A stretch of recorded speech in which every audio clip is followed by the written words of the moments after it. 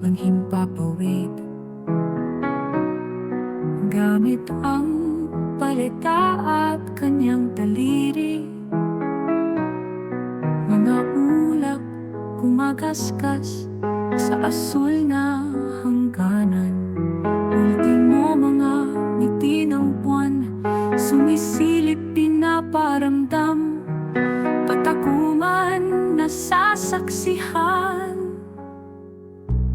Parang naglalaro lang, pinagsasayaw, mga kulay, hagod ng kamay, kinagaya lang ng pintor na natutuwa sa buhay, kaysa tumalon sa hukay. Araw-araw ay obra niya, ibig halata sa lahat ng gustong maniwala.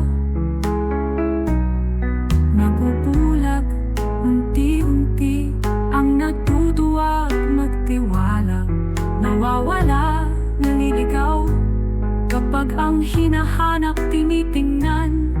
Pagreklamo at pagpuna, kadalasan gusto natin ihinto ang buhay. Parang pause sa laro, ngunit parang pag nasira ang pindutan ng controller, hindi tuloy-tuloy ang galaw ng panahon. Buti na lang, hindi pa tigil-tigil ang buhay, hindi ito gagalaw. Walang saysay, walang pasabi, walang bitaw.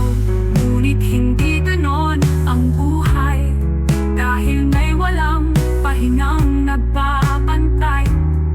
May saksi sa lahat ng galaw, gawa at dinadalang latay.